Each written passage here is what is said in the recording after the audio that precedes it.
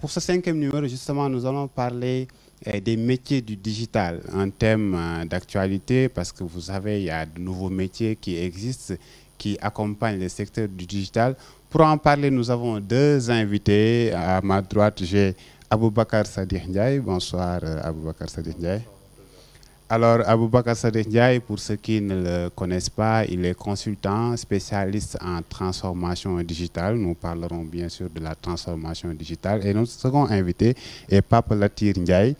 Il est le chef du pôle digital de Sonatel. Bonsoir. Alors, je rappelle que vous nous suivez sur la page Facebook @digital24tv, sur Twitter également, et surtout sur la page Facebook du groupe Sonatel, @groupe Sonatel, également sur Twitter et Periscope, @groupe Sonatel. Vous pouvez participer à cette émission en posant vos questions, en commentant justement la vidéo live que vous êtes en train de regarder, que ce soit sur Sonatel ou sur Digital 24, Twitter et Facebook. Nous allons tout de suite démarrer une première question avec Latir. Le pôle digital, est-ce que vous pouvez nous le présenter?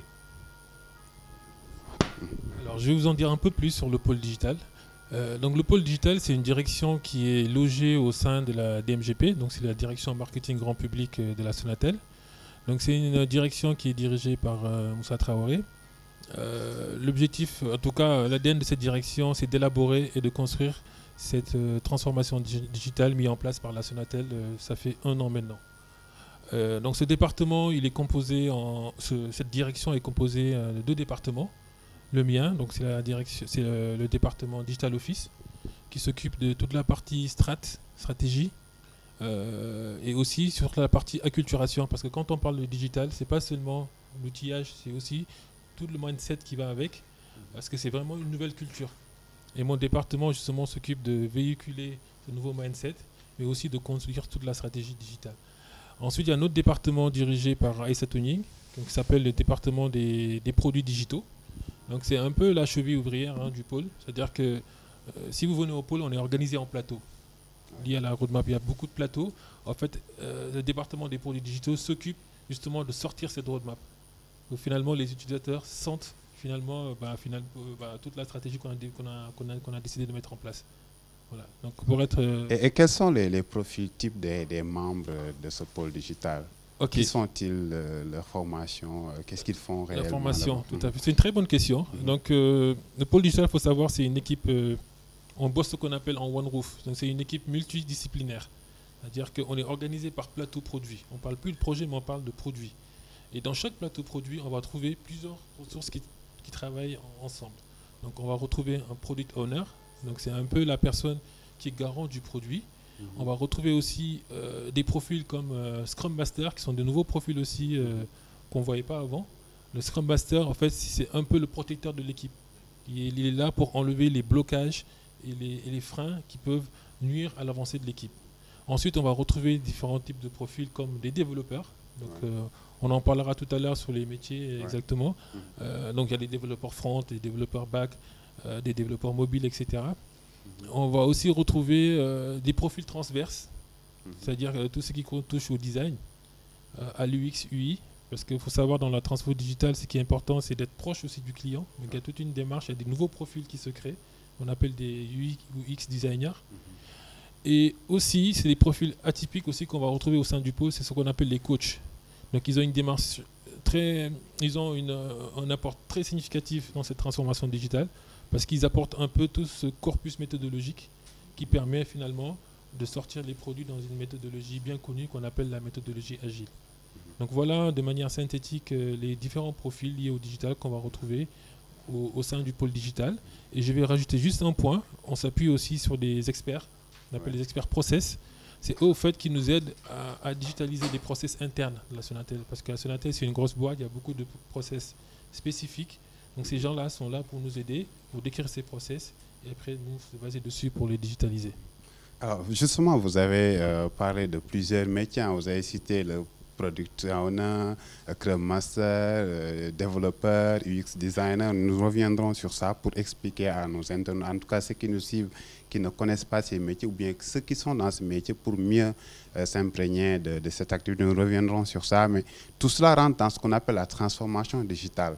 Je voudrais demander à Sadir, la définition exacte de transformation digitale, c'est quoi exactement?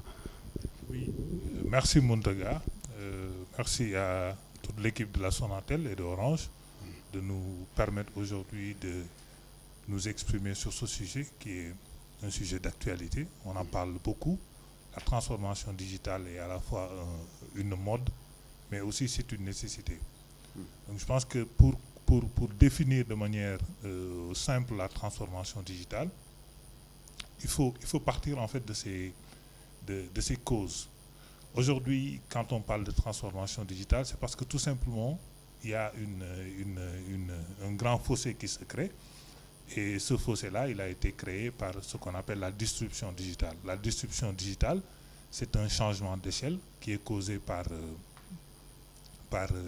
cette vague de start-up-là, qui apporte des modifications sur les business models classiques et qui pousse tout l'écosystème à changer de manière de faire, réinventer les process et aller vers de nouvelles façons de créer des produits, des services, d'accompagner le client et de mettre en place des interfaces. Donc la transformation digitale, c'est un très grand mouvement qui n'épargne aucun secteur d'activité, que ce soit le secteur public, le secteur privé, que ce soit les grandes entreprises ou les petites entreprises.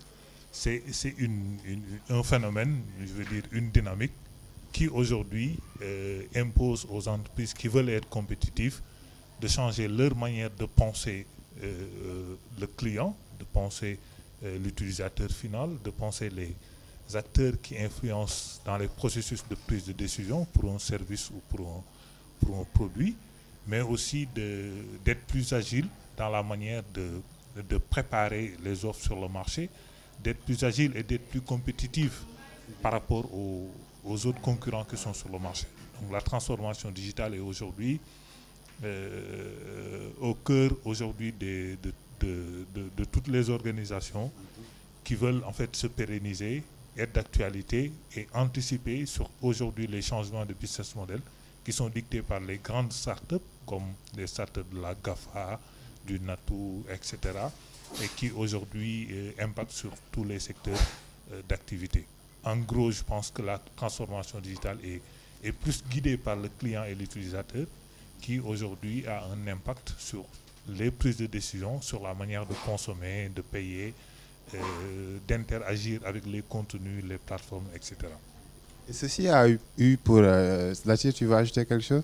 Je pense qu'il a dit un mot très important, c'est ce que veulent les clients au fait. En fait, souvent derrière le mot digital, souvent on a tendance à mélanger, on a tendance à galvauder un peu ce mot, pensant que c'est pour faire du Facebook, Twitter. Mais ce qu'il faut savoir, c'est que le digital utilise un peu les outils numériques pour améliorer les performances d'une entreprise de manière globale. Je parle dans le cas de l'entreprise, je rentre toujours dans le cas de l'entreprise. Donc c'est une notion très importante au fait, parce que derrière, on verra dans cette transformation que finalement on transforme même le métier classique qu'on retrouvait auparavant. Voilà, c'est le point que je voulais rajouter. Alors, Sadir, pour revenir à toi, dans le digital, dans le secteur du digital, en parlant de transformation digitale, il y a de nouveaux métiers qui sont apparus, mais aussi la transformation digitale touche, comme tu l'as dit, d'autres secteurs d'activité hors du digital. On parle même de l'agriculture, l'impact du digital dans l'agriculture, dans le commerce classique, etc. Est-ce que vous pouvez nous citer quelques métiers qui sont apparus grâce à la transformation digitale, je dirais? Je commencerai par en fait ce qu'on est en train de faire. Être un liver aujourd'hui sur les réseaux sociaux, c'est un métier qui n'existait pas il y a 10 ans.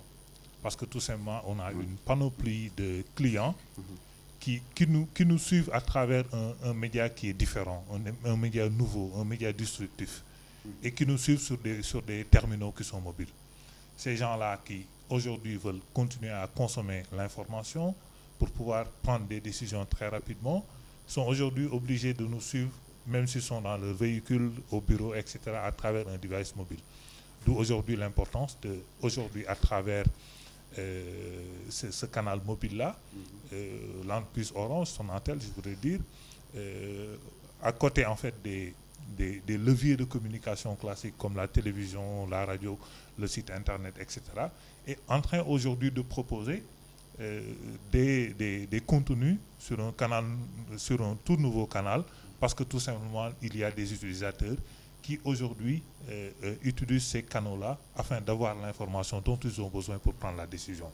Donc, comme je disais tout à l'heure, le client aujourd'hui, on l'appelle client connecté ou client augmenté, parce qu'il a plusieurs informations qui lui permettent en fait de prendre une décision comme un homo economicus, un consommateur raisonnable. Aujourd'hui, dicte en fait les logiques de la transformation digitale. Ce client-là, pour le suivre, on est obligé de créer un certain nombre de métiers, de se perfectionner sur un ensemble de métiers qui existaient. Je veux dire, avant, par exemple, on gérait le client par la gestion de la relation client classique, en utilisant les points de contact classiques, le centre d'appel, le marketeur qui faisait ses campagnes, etc. Aujourd'hui, on suit le client parce que le client est connecté. Donc, quand on suit le client parce que le client est connecté sur une plateforme qui est nouvelle comme les réseaux sociaux, comme les OTT, etc., on est obligé de développer des compétences qui sont capables de nous permettre d'être sur ces réseaux-là, mais de produire de la performance. Parce qu'une fois que l'entreprise dit qu'une partie de mon budget, je vais l'allouer à la gestion des réseaux sociaux, sur Facebook, sur Twitter, l'entreprise est obligée de développer une stratégie. Une stratégie qui va être conforme à la stratégie globale. Et par rapport à cette stratégie-là, l'entreprise va avoir des ressources à mettre sur ce canal-là. Donc, ayant une stratégie avec des ressources, il faut un capital humain. Par rapport à ce capital humain, c'est les compétences-là dont on parle. Sur le plan, par exemple, du Web 2.0 pur, sur les métiers liés à la gestion de ce client-là, il y a par exemple le métier de community manager, il y a le métier de social media designer, il y a le métier de social media developer, il y a des métiers d'analyste des réseaux sociaux pour voir un peu toute l'activité des réseaux sociaux, comment elle est organisée, quel retour client on a, l'investissement qui a été consenti. Est-ce que c'est un investissement aujourd'hui qui produit des chiffres en termes de leads, sur des qualifications de leads, sur le trafic qui a été créé en partant des réseaux sociaux, afin de pouvoir l'optimiser. Et dans le même ordre d'idée, je dirais que ces réseaux sociaux-là ont généré et continuent à générer énormément de données, ce qui nous pousse aujourd'hui à être dans une vraie logique de big data.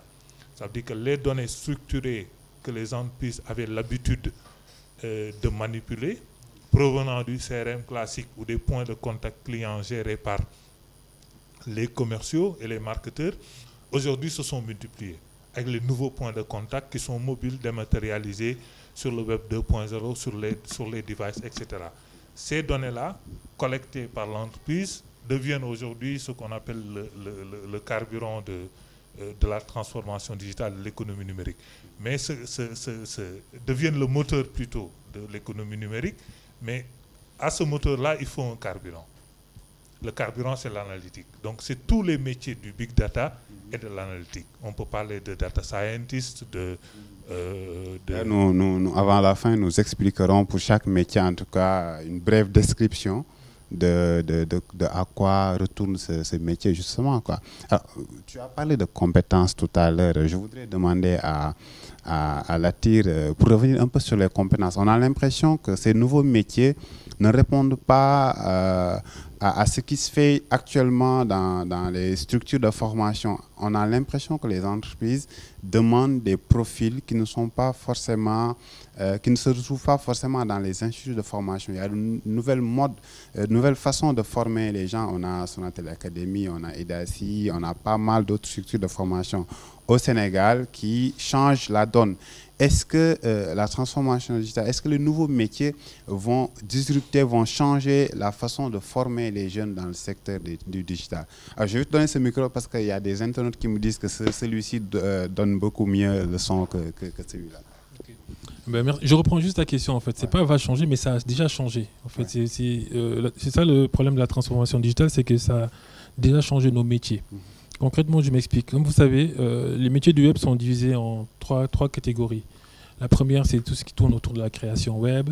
Il y a un autre qui tourne autour, on va dire, du développement. Et un autre qui tourne autour du marketing classique.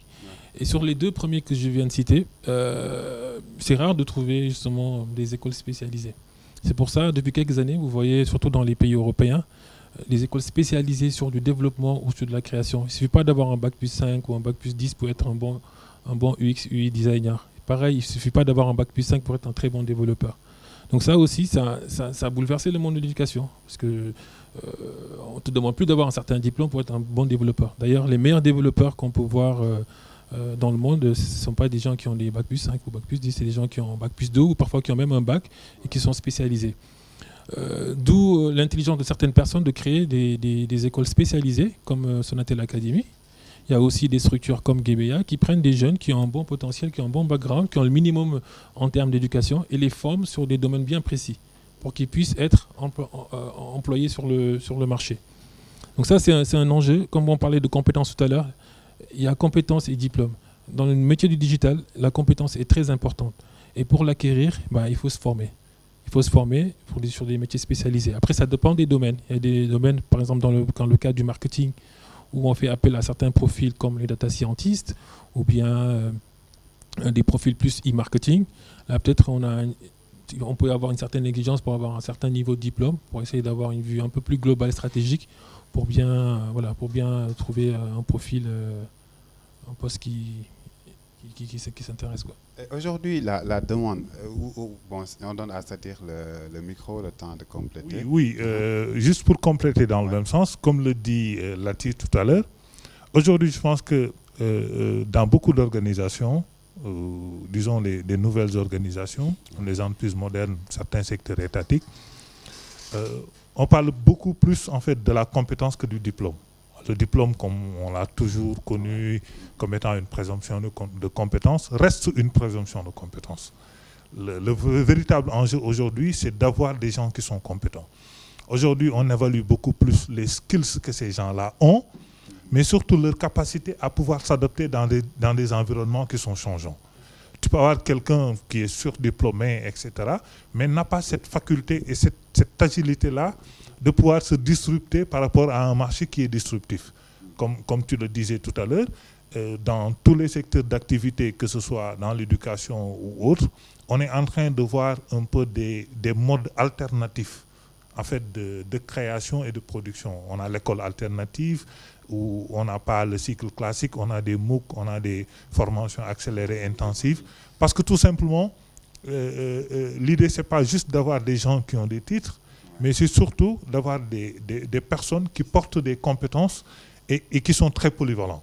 Parce qu'aujourd'hui, l'environnement demande des compétences qui sont à la fois actuelles, des compétences qui sont polyvalentes, mais des compétences qui sont capables en fait, d'évoluer à la personne, d'apprendre vite, d'apprendre en groupe, que ce soit dans les compétences de gestion, dans les hard skills ou dans les compétences de création.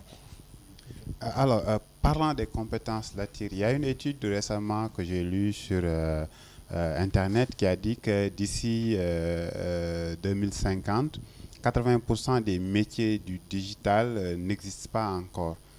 Qu'est-ce que cela te donne comme élément de réflexion par rapport à la transformation digitale? L'élément de réflexion, c'est ça, c'est qu'on est qu'au début de l'aventure, en fait. C'est qu'avec la transformation digitale, il y a un champ énorme qui s'est ouvert. Et on vient que de commencer, au fait. Okay. Et ce qu'il faut voir, c'est que là, on parle beaucoup de profils des métiers du digital, mais il y en a encore d'autres qui vont arriver avec l'intelligence artificielle. Alors, l'intelligence artificielle, justement, nous allons commencer par ça, parce que nous allons aborder un sujet d'explication de certains métiers. Quand on dit l'intelligence artificielle, on dit également big data, c'est-à-dire, on en parlait tout à l'heure, sur Internet, il y a des jeunes qui posent la question à savoir c'est quoi l'intelligence artificielle. Qu'est-ce qu'il faut donner comme définition? Alors, question pour les deux. Alors, l'intelligence artificielle, c'est simple, je vais la résumer. Il a fait une bonne introduction là-dessus. avec le niveau, la volumétrie des données qui explose, hein, parce qu'avant on avait des points de contact classiques, à savoir une boutique, etc. Maintenant avec Internet, on a énormément de données, ce sont des données clients. Ouais. Et en fait, ce qui fait qu'en fait, on ne peut plus les exploiter dans des bases de données classiques. Donc on les met sur ce qu'on appelle des entrepôts de données, le big data. Donc c'est le terme qu'on utilise souvent, c'est le big data. Et justement, la manière d'explorer ces big data et d'en faire des usages, c'est ce qu'on appelle l'intelligence artificielle. Finalement, arriver à analyser des données de manière automatisée et en créer un usage, c'est ce qu'on appelle l'intelligence artificielle. Et tout ça, derrière, c'est des moteurs, c'est des mathématiques, c'est des algorithmes, etc. Et le machine learning, comment il intervient dans l'intelligence artificielle? C'est des concepts très, très nouveaux. Hein. Aujourd'hui, on parle beaucoup d'intelligence artificielle, de machine learning. La machine learning, aujourd'hui, fait partie de l'intelligence artificielle. La machine learning, c'est une faculté qu'on donne ou qu'on attribue à une machine d'apprendre sur des processus, d'apprendre sur l'expérience. Par exemple, les bots que l'on conçoit et que l'on éduque pour pouvoir interagir avec un client dans un service client. Si vous ouvrez votre Messenger, par exemple, aujourd'hui, il y a des entreprises qui développent des bots qui permettent à quelqu'un, par exemple, de venir sur un site d'actualité, comme Seneweb ou sur la plateforme de service client d'Orange, et de dire, je veux une offre. Le robot lui propose une offre mobile, une offre fixe ou une offre Internet. Il clique sur une offre Internet et le robot continue à interagir avec lui.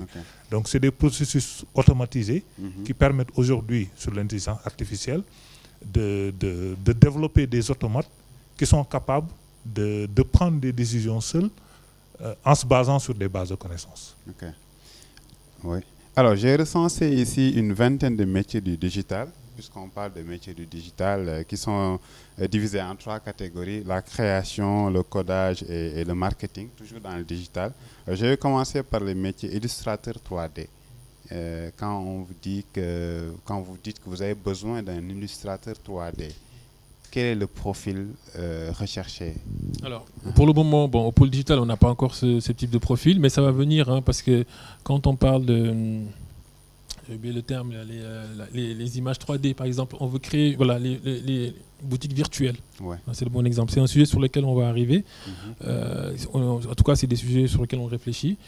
Demain, par exemple, on veut qu'un client puisse découvrir une boutique, voir les produits de la boutique, sans pour autant se déplacer en magasin. Et que ce soit fait vraiment de manière réelle, qu'il ait l'impression que c'est vraiment la vraie boutique en physique qu'il voit. Pour ça, on a besoin de profils qu'on appelle des illustrateurs 3D. En fait, ils vont faire des captures vidéo, des captures photos, pour derrière faire des montages et donner, à l'aide d'un casque virtuel, l'impression qu'on est dans la vraie boutique. Qu'on peut même aller finalement toucher l'objet de manière physique, etc. C'est à peu près comme dans la réalité augmentée, ou qu'on appelle l'augmented reality, qui permet de visiter des musées, des sites historiques, etc.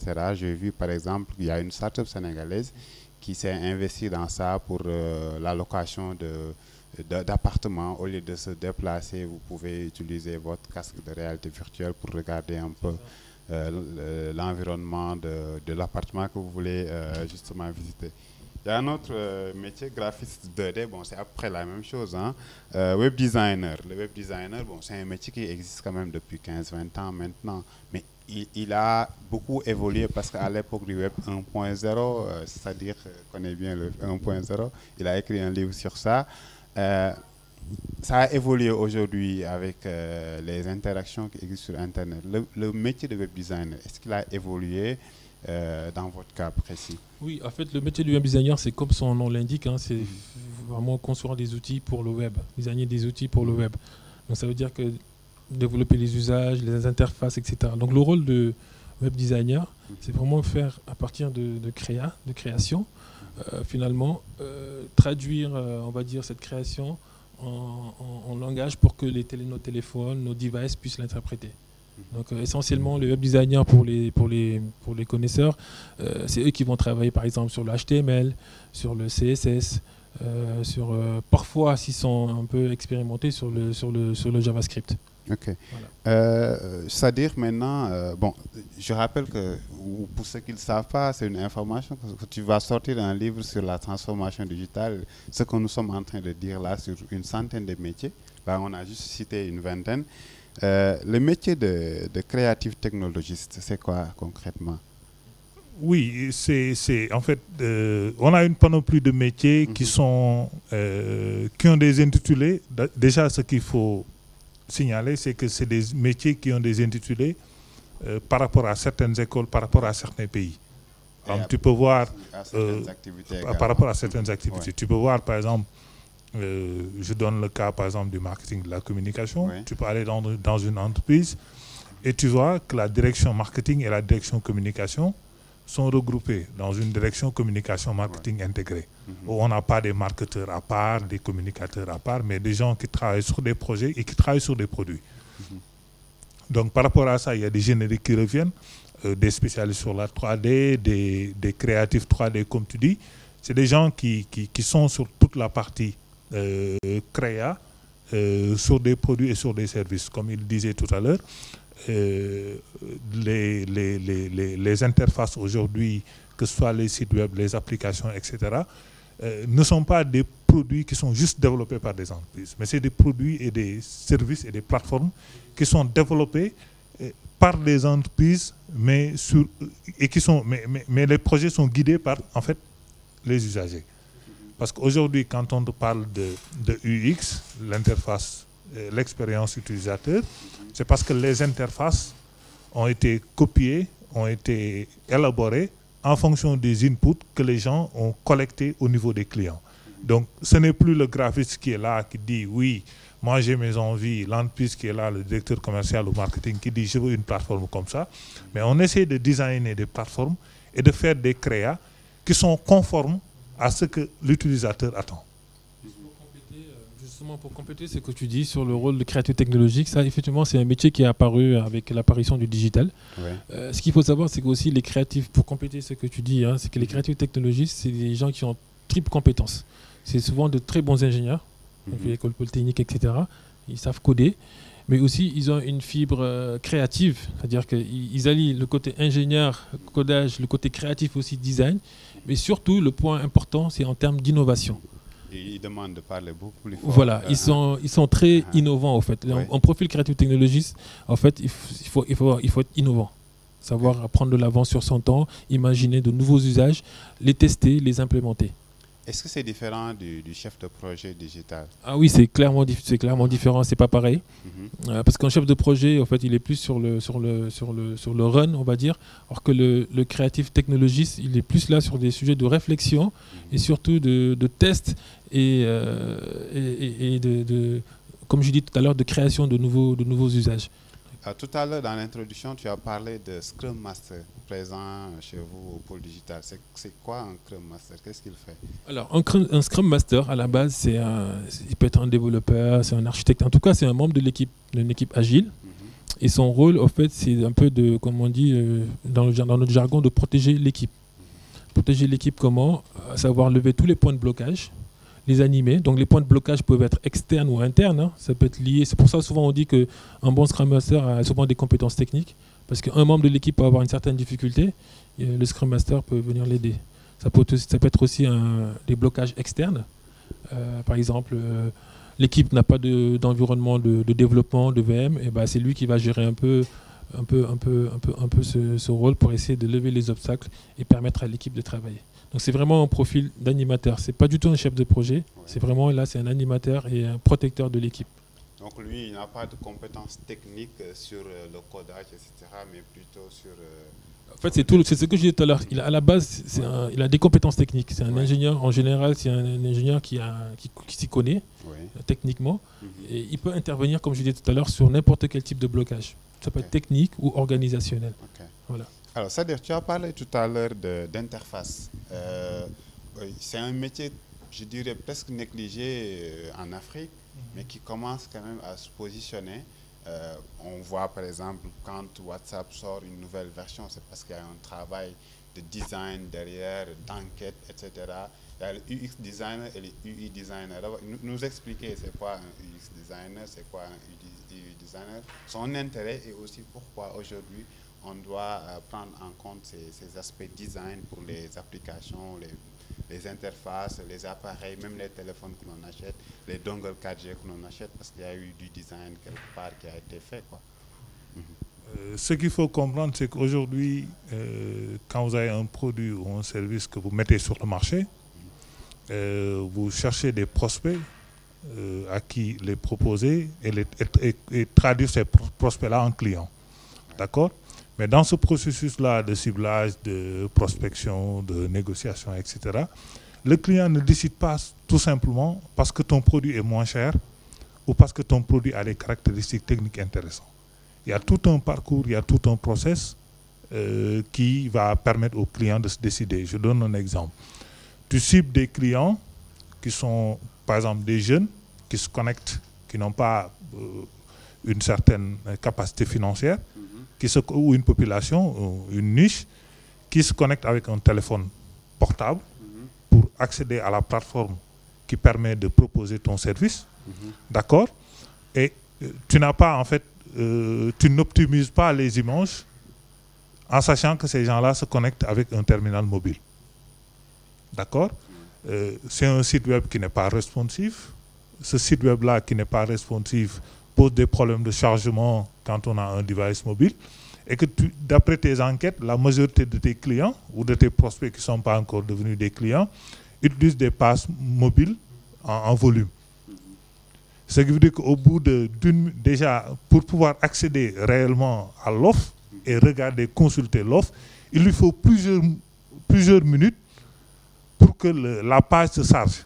Ouais. Donc, en fin de compte, la personne désiste parce qu'il n'arrive pas à charger une seule page web en 2-3 minutes et la personne quitte. Donc, non seulement tu n'arrives même pas à montrer ton produit ou ton service au client, à plus forte raison de pouvoir lui montrer si ton produit ou ton service est compétitif. Donc, il est important de voir aujourd'hui quelle est l'importance, quelle est la manière dont tes prospects et tes clients utilisent, accèdent à tes produits et tes services, quelle expérience ils en ont, et pouvoir optimiser cette expérience-là en utilisant plusieurs leviers, dont les interfaces. Les interfaces sont des points de contact. Quand tu as un produit que tu loges sur un site web, quand tu veux parler de quelque chose qui est sur une plateforme, tu es obligé de l'optimiser afin que ça soit conforme à ce que le client attend. Donc pour des raisons d'esthétique, pour des raisons de présentation, de communication, etc. Donc aujourd'hui, les métiers du design, c'est des métiers. Hein. Aujourd'hui, ce n'est pas juste je suis un artiste, je sais dessiner, etc. C'est des standards, c'est des interfaces qui sont conformes par rapport à des utilisations. C'est des gens qui ont un certain niveau d'utilisation, qui se connectent avec un type de device spécifique, qui ont une certaine type de connexion, etc., à qui il faut adresser des interfaces qui sont conformes à ce que ces gens-là attendent. Alors, Latir, aujourd'hui, les opérateurs proposent pas mal de services en mode self, c'est-à-dire je mets des codes USSD, etc. Est-ce qu'à ce niveau, par exemple pour faire du mobile money, pour acheter du crédit, pour acheter des passes Internet, etc., on le fait en mode self-service? Est-ce qu'à ce niveau, il y a une réflexion du UX designer qui a eu lieu? Est-ce que vous pensez qu'il y a un travail qui doit être fait par vous ou bien par les autres opérateurs pour justement faire en sorte que l'utilisateur lambda ait un parcours client mais très facile, quoi? En fait, tu parles de la notion de catalogue de services. Donc, ce qu'il faut savoir, c'est qu'avec justement ces transferts digitales, il y a un nouveau métier qui est apparu. Hein, c'est justement, en tout cas dans la phase de conception d'interface, il y a ce qu'on appelle le user-centric, c'est-à-dire que tout doit être centré utilisateur. Ouais. Souvent, c'est des profils qui sont là, qui vont sur le terrain, donc qui travaillent sur des personas, sur des profils type client, et c'est avec eux qu'on conçoit ces interfaces, au fait, ces écrans. En fait, c'est le client qui décide. Nous, au fait, ce qu'on fait, en fait, c'est juste essayer de le traduire en langage Internet, quoi. Donc cette démarche-là, elle est très importante, hein, parce que tous les grands du monde, comme Uber, comme Google, en fait, c'est comme ça qu'ils conçoivent leurs produits. C'est-à-dire que c'est différent où avant, les ingénieurs étaient dans leur coin, ils étaient sûrs de lui, excuse-moi, ils concevaient leurs produits, ils étaient sûrs que ça allait marcher. Parce que c'est assez complexe, ils ont fait des algorithmes de fou. Et en fait, ils le mettent sur le marché, ça ne marche pas. Parce que justement, cette démarche UX-centric n'existe pas. Et ça, pareil, en parlant de métiers du web, il y a des profils qui sont là pour ça. qui accompagnent dès le début, dès la création du produit, qui vont, avant même la technologie, aller voir ce dont ont besoin le client, comment ils veulent interagir avec l'outil. Et tout ça, ça fait ce qu'on appelle des écrans UX, oui.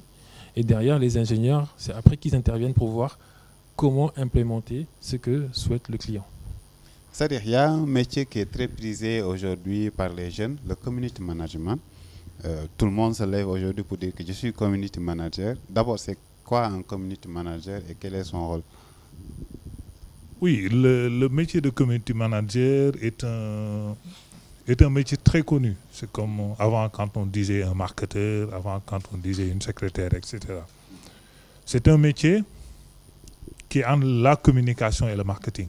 C'est un métier du digital qui est entre la communication et le marketing et qui est fait ou qui est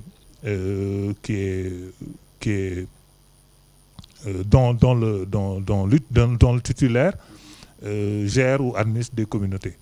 Bon, les community managers qui sont connus, généralement, sont des gens qui gèrent des plateformes sur des réseaux sociaux comme Facebook, Twitter, qui alimentent ces plateformes-là contenu et qui gèrent, entre guillemets, la relation client en répondant aux questions qui sont posées sur la page, en créant des événements, en poussant des événements, en faisant un peu de curation web, un peu d'écriture web, en gérant les statistiques, etc. Donc c'est un métier qui est assez complexe, qui demande des compétences transversales entre la communication et le marketing, mais c'est un métier qui a tendance à disparaître. En fait, dans plusieurs entreprises, on n'a plus des community managers, on a des digital managers qui sont au-dessus, qui sont des fonctions des soft skills, qui sont au-dessus, qui gèrent les projets, qui sont à la tête de tout ce qui est présence digitale.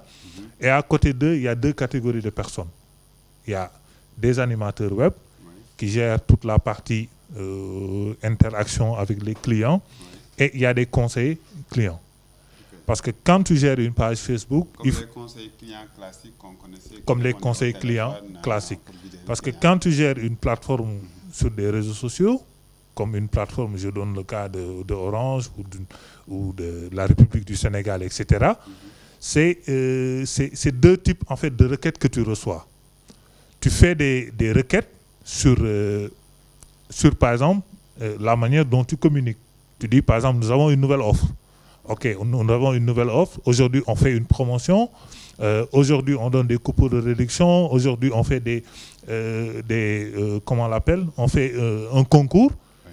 Ces personnes-là sont différentes des personnes qui sont formées aux produits, aux services de l'entreprise et qui ne font pas juste la communication, mais qui interagissent avec les clients sur des requêtes clients. Je donne un cas. Quelqu'un qui est dans une société de téléphonie achète une puce ou a une ligne fixe et a un problème sur sa ligne fixe. Cette personne-là s'adresse à la page Facebook de la marque pour poser une question. Le community manager n'est pas forcément habilité à le faire, mais derrière le community manager, il y a une fonction support qui soit a une réponse par rapport à des questions basiques ou remonte l'information vers un back-office qui traite l'information avec un temps moins de réponse. Donc, les community managers qui restent sur la page font une fonction communication et une fonction marketing à la fois.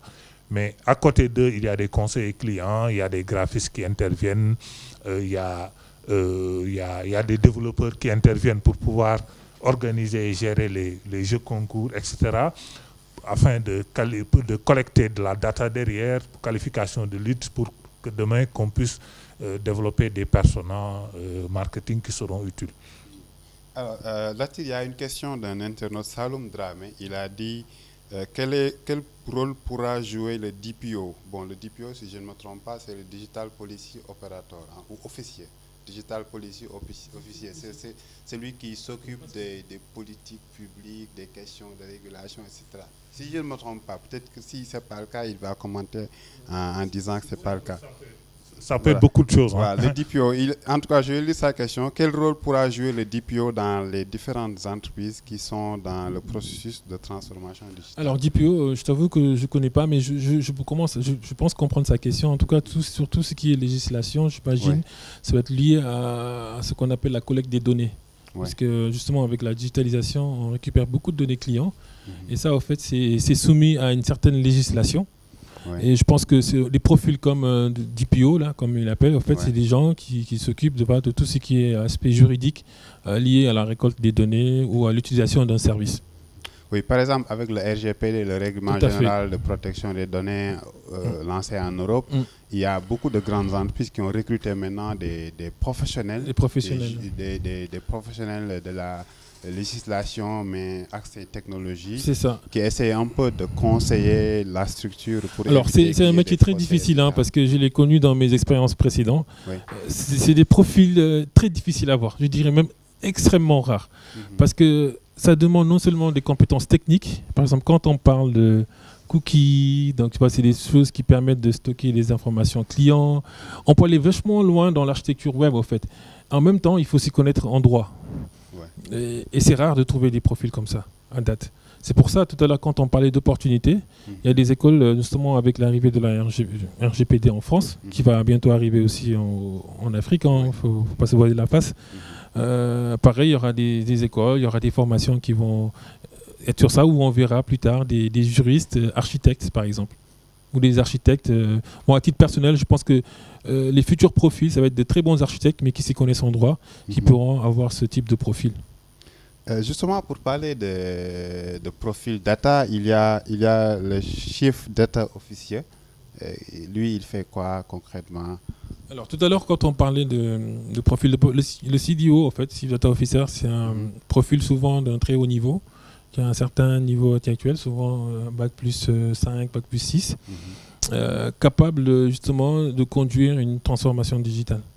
Voilà. Donc, c'est des profils très intéressants qui sont à la mode, d'accord, et qui dirigent carrément une transformation digitale au sein d'une entreprise. C'est vraiment un poste de cadre en fait et de direction.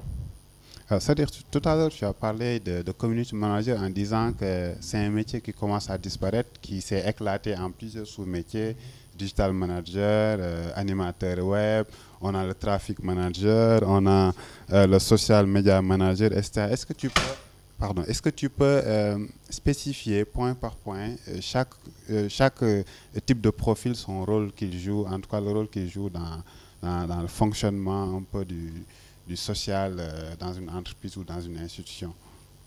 Maintenant, tout dépend de la taille de l'entreprise et de l'activité. Il y a des entreprises où tu retrouves une seule personne qui gère tout ce qui est réseau social. Donc, la personne gère le Facebook, Twitter. Parfois, l'entreprise est sur Facebook et sur Twitter, n'est pas sur LinkedIn, etc. Ils ont des campagnes de mailing, etc. C'est la seule personne qui gère ça. Il y a des entreprises où on a des gens qui sont en interne, qui gèrent une partie des réseaux sociaux. Ça veut dire que des gens qui sont au niveau de la relation client, qui gèrent tout ce qui est requête, tout ce qui est plainte client, tout ce qui est service après-vente, etc. Et qui sont au niveau de l'entreprise. Et à côté de ces personnes-là, il y a l'agence de communication qui accompagne l'entreprise, qui gère toute la partie communication, offre, promotion, service aux clients, communication, gestion de crise, etc. Quelle que soit l'option que l'entreprise a prise, que ce soit en interne, externe, externalisé ou tout en interne, il faut voir qu'il faut des équipes. On peut, selon les entreprises, avoir un social media manager qui est le responsable ou plusieurs social media managers, responsables des réseaux sociaux, qui sont capables de gérer les plateformes Facebook et Twitter, qui sont capables de faire des posts, c'est-à-dire que la fonction d'édition, qui sont capables de faire de la curation web pour aller chercher du contenu important pour le mettre sur les plateformes, ou chercher du contenu que l'entreprise valide, ou chercher du contenu à donner aux graphistes dans le cadre de l'inbound marketing et du content marketing.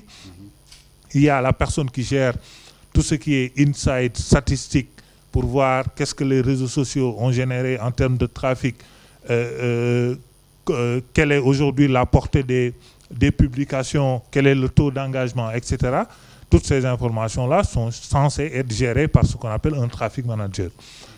On peut aussi avoir un traffic manager dans le cadre de l'activité d'une entreprise uniquement sur le web classique. Ça veut dire que sur le site web, gérer le trafic par rapport au pays, par rapport à l'âge, par rapport aux heures de connexion, par rapport au temps resté sur le site web. Il y a aussi les personnes qui sont appelées les social media développeurs, qui souvent, si l'entreprise prend l'option de ne pas aller vers les applications que l'on utilise pour gérer les réseaux sociaux et développer ses propres applications, comme par exemple pour les concours, et collecter des données, avoir des formulaires, etc. Ce sont ces gens-là qui propulsent ce genre d'applications et qui ont ces métiers-là. À côté, on peut avoir un digital manager qui est au-dessus de tout le monde, qui un peu, entre la stratégie, l'opérationnel, prend certaines décisions, gère certaines crises, etc. Mais selon l'entreprise, selon le domaine d'activité, selon aussi la taille de l'activité, on peut avoir soit toutes ces fonctions-là et tous ces métiers-là dans une entreprise, ou alors une seule personne. Voilà. Latir, un dernier métier avant de compléter la liste. Il y a le growth hacker. C'est quoi? Il y a le mot hacker qui vient. Est-ce que c'est un métier dangereux déjà? Alors, je t'avoue que je tilte un peu ta question parce que growth hacker, je ne pourrais pas dire exactement. En tout cas, le mot hacker, je pourrais te dire. En tout cas, c'est des gens qui exploitent une faille de sécurité d'une application mobile, d'une application ou d'un site web. Donc, c'est des profils typiques qui s'y connaissent souvent en langage de programmation, en architecture, capables de détecter des failles soit de système ou même des failles de code pour pouvoir trouver des failles de sécurité, voilà, et détourner. C'est-à-dire quelque chose à ajouter? Bon, un growth hacker, c'est un profil purement marketing. Bon, c'est parti du mot hacking, qui veut dire détourner, pirater, etc. Mais c'est le fait de pirater une croissance, c'est d'accélérer une croissance d'une start-up. Je donne un cas, tout ce qui est clickbaiting, tout ce qui est, je dirais par exemple, profiter d'un hashtag qui est connu pour l'inclure dans la communication de l'entreprise, alors que ça n'a rien à voir avec la communication de l'entreprise. Par exemple, par rapport à la Coupe du Monde, on prend le hashtag de la Coupe du Monde. Par rapport à un buzz existant, on fait du brandjacking pour donner détourner. Un exemple, c'est-à-dire avant de continuer, je donne un exemple typique de pratique de growth hacker. Oui. C'était ici au Sénégal, lorsque Stromae, le chanteur belge Stromae, qui était venu au Sénégal au Monument de la Renaissance, il faisait une conférence de presse avec Didier Awadi et d'autres collaborateurs. Derrière, il y avait le logo des partenaires. Alors, un jeune Sénégalais entrepreneur a pris cette photo, a mis son logo, il l'a incrusté quelque part et l'a partagé sur Internet, comme si son entreprise, une petite start-up, s'il nous regarde, il se reconnaîtra. Donc il a dit, voilà ce que j'ai pu faire avec le growth hacking pour justement profiter de la notoriété de la conférence de presse de Stromae pour justement faire glisser mon logo, faisant en sorte, mais bon, c'est illégal entre guillemets, parce que bon, parfois aussi il y a certains risques, quoi. Oui, c'est cette dimension légale-illégale qui est mesurée. En tout cas, ça consiste à prendre le minimum de moyens pour arriver à un maximum de croissance, en utilisant des techniques web détournées, etc. Je vois très souvent d'ailleurs sur la page Orange, quand Orange partage une publication de publicité de produits, il y a des gens qui... Bon, ça c'est du trolling, mais c'est plus ou moins la même chose pour justement partager la même chose, mais en posant des questions, mais carrément hors sujet, quoi. Il y a quelqu'un qui vient vous dire « je veux que vous gagnez un crédit », il y a quelqu'un d'autre qui vient poser une question qui n'a carrément rien à voir avec le sujet proposé. Exactement. Alors, nous allons bientôt clôturer parce que je pense qu'on a fait... Juste un profil qu'on a oublié de parler qui est très important, c'est les développeurs, parce que c'est eux qui rendent concret les sujets. Donc, il faut savoir que c'est un métier aussi qui a beaucoup évolué. Donc ça, je le dis surtout pour les gens qui sont en train de chercher de l'emploi. Il faut savoir que maintenant, le profil des développeurs, c'est divisé en deux parties, ce qu'on appelle les développeurs front et le développeur back. Parce qu'avec l'avancée des nouvelles technologies, en fait, le métier de développement est devenu de plus en plus spécialisé. c'est rare de trouver ce qu'on appelle des développeurs full stack, on appelle ça. Donc ça, c'est de nouveaux métiers aussi. Donc tu vas trouver des développeurs front, mais purement front, très bons sur certaines technologies. Et des développeurs back qui sont spécialisés soit sur du Java, sur du C#, etc. Okay. Ça aussi, c'est un métier... Ce qu'il faut dire, c'est qu'aujourd'hui, toutes ces technologies-là de distribution, que ce soit la blockchain, que ce soit l'intelligence artificielle, que ce soit les objets connectés, que ce soit le big data, sont aujourd'hui des métiers qui vont impacter, sont des domaines qui vont impacter l'entreprise.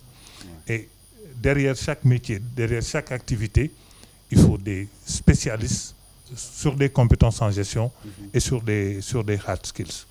C'est des métiers qui sont au Sénégal. Dans tous ces métiers qu'on a cités, pratiquement, ils existent au Sénégal. Il y a des jeunes qui ont une formation soit en entreprise ou à l'école qui pratiquent ces métiers et qui ont un salaire pour dire que c'est la réalité, quoi. Nous ne sommes pas dans la fiction, nous ne sommes pas dans une vision futuriste, quoi. C'est carrément la réalité que nous sommes en train de dérouler là. Ouais, en fait, il y a beaucoup de métiers au Sénégal, mais la difficulté qu'on a, mais ça commence à... Parce que, comme je disais tout à l'heure en introduction, c'est super important. C'est un peu se spécialiser, au fait.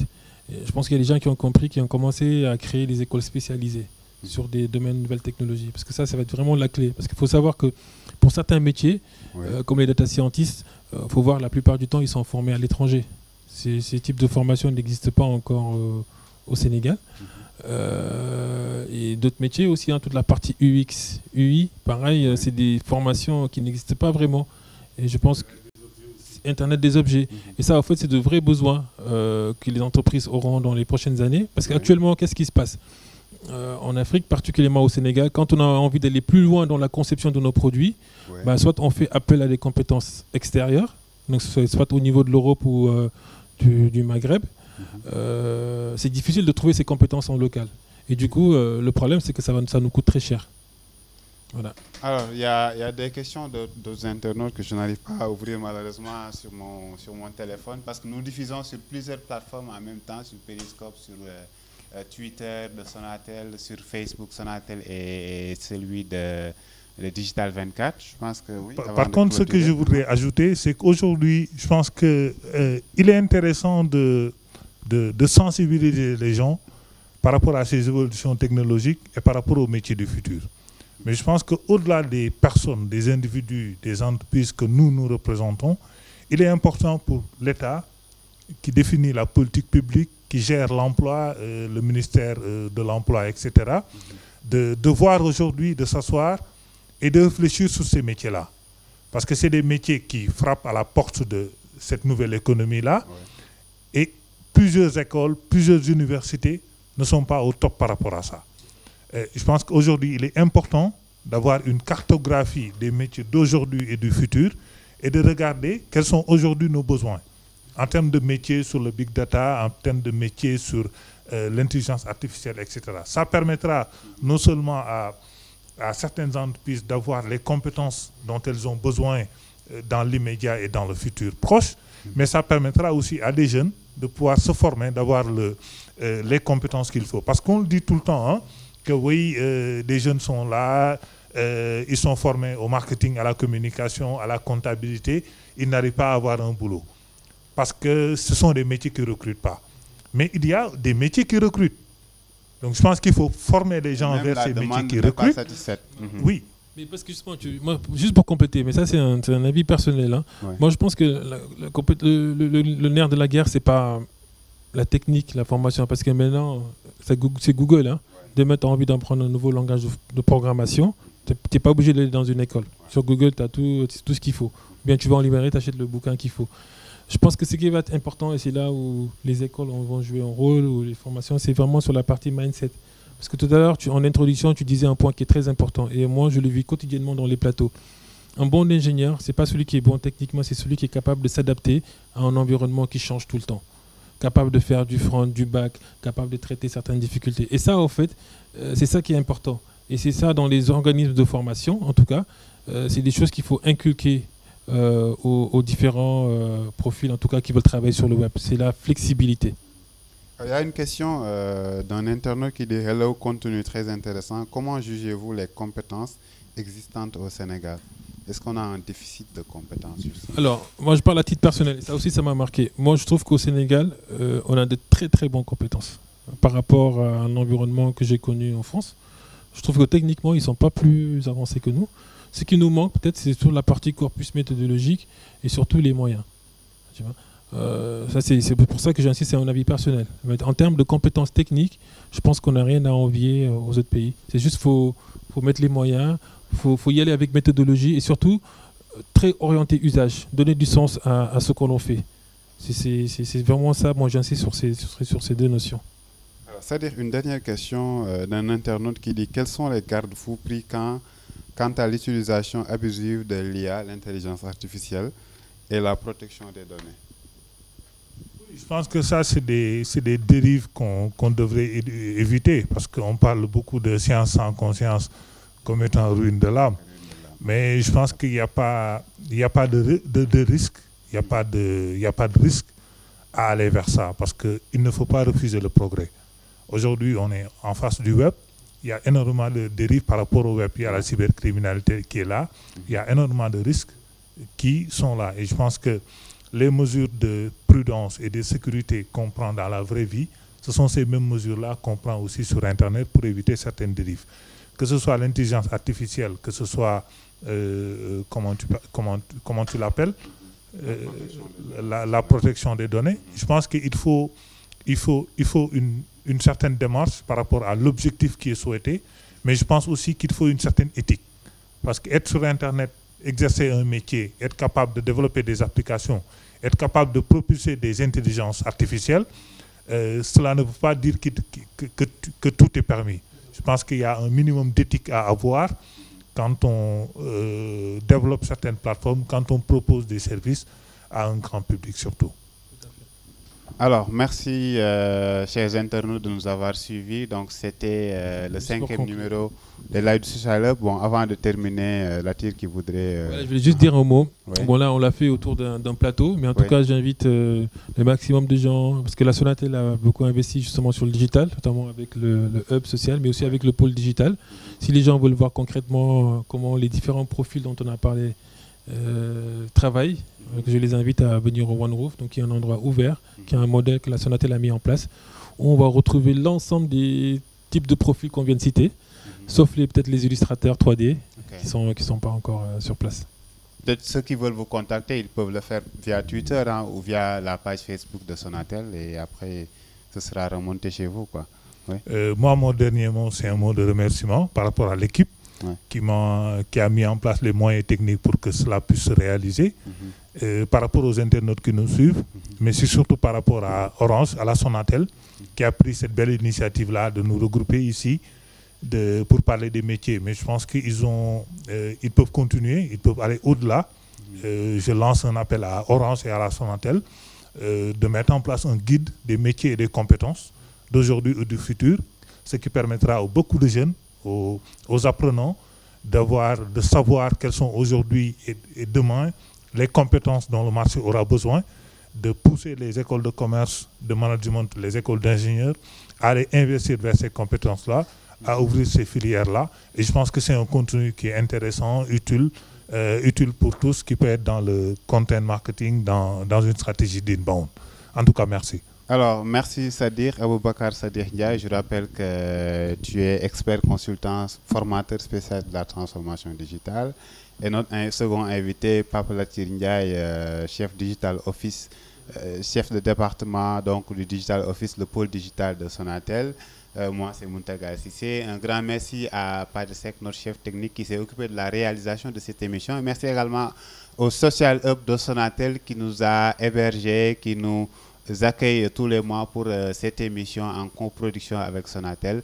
À la prochaine, donc le mois prochain certainement. Et n'oubliez pas le Dakar Digital Show à partir du 3 décembre au King Fahd Palace. Vous pouvez aller sur le site Dakar Digital Show pour en savoir plus. Ce sera un salon dédié au monde, donc à la transformation digitale, à tous les acteurs qui évoluent dans le secteur du digital. Ce sera à partir du 3 décembre au King Fahd Palace. Allez-y sur le site de Sonatel ou sur dakardigitalshow.com. Et nous, Digital 24, nous y serons pour une couverture en continu live sur Internet. Merci à tous, merci à toutes, à la prochaine.